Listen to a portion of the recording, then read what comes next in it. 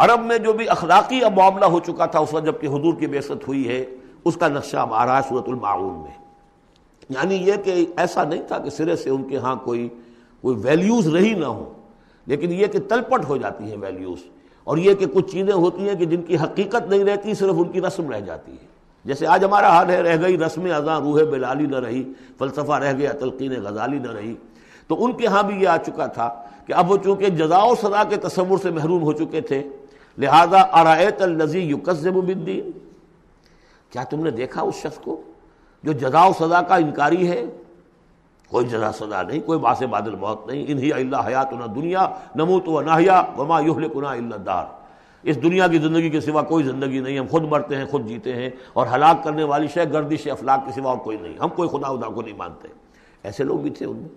ظاہر بات ہے کہ اس شخص کا کردار کیسا ہو جائے گا جو جزا و سزا کا منکر ہے. وہ تو یہی ہوگا بابر بیش کوش کہ عالم دوبارہ نہیں اس. جب کوئی اور زندگی دوبارہ ہے ہی نہیں، یہی زندگی ہے، کھاؤ پیو عیش کرو، جہاں ہاتھ پڑ سکتا ہو ڈالو، جو چیز حاصل کر سکتے ہو کر لو. کیوں جھجک رہے ہو کہ یہ برا ہے اور یہ اچھا ہے اور یہ جائز ہے اور یہ ناجائز ہے؟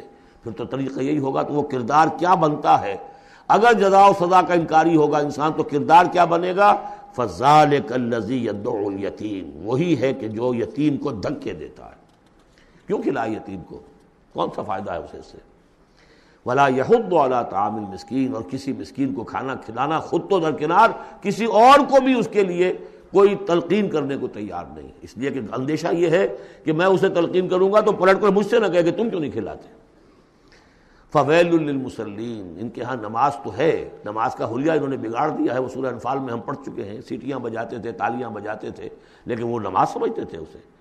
وہ طواف کرتے تھے خانہ کعبہ کا، اور اس میں سب سے اونچا طواف سمجھتے تھے اس کو کہ مادر ذات برہنہ ہو کر طواف کیا جائے. یہ سارے تکلفات ختم کر کے، اور بالکل جیسے دنیا میں آئے تھے، اللہ نے جب ہمیں بھیجا تھا تو اللہ کے گھر میں آئیں تو اسی طریقے سے آئیں جیسا کہ اللہ نے دنیا میں ہمیں بھیجا. اب ان کے یہ تصورات تھے. فَوَيْلٌ لِّلْمُصَلِّينَ الَّذِينَ هُمْ عَنْ صَلَاتِهِمْ سَاهُونَ، تو تباہی ہے، ہلاکت ہے، بربادی ہے ان نماز پڑھنے والوں کے لیے جو اپنی نمازوں سے غافل ہیں. اس کی روح ختم ہو چکی ہے، شکلیں بھی بدل دی گئی ہیں. ہمارے ہاں اللہ کا شکر ہے اس امت میں شکل نہیں بدلی ہے. صلو کما رأیتمونی اصلی، اللہ کا فضل ہے. اس طرح کی بدعات وہاں ہمارے ہاں نہیں ہے. لیکن یہ ہے کہ روح جو ہے، روح نماز، حضور قلب. آدمی نماز پڑھ رہا ہو تو احساس ہو کہ میں کس کے سامنے کھڑا ہوں، اور پھر جو کہہ رہا ہو اس کو سمجھ رہا ہو، اور خلوص و اخلاص سے کہہ رہا ہو ایاک نعبد و ایاک نستعین، پھر اس پر عمل کرتا ہو. وہ کہاں کتنے ہیں؟ ایک رسم ہے، رہ گئی رسم اذاں روح بلالی نہ رہی، فلسفہ رہ گیا تلقین غزالی نہ رہی. نماز و روزہ و قربانی و حج یہ سب باقی ہیں، تو باقی نہیں.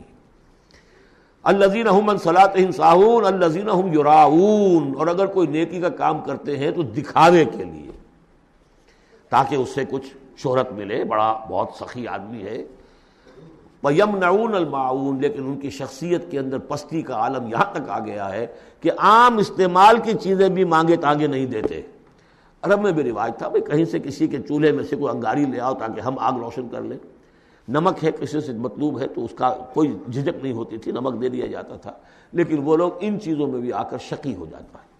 بارک اللہ لی ولکم فی القرآن العظیم ونفعنی وإیاکم بالآیات والذکر الحکیم.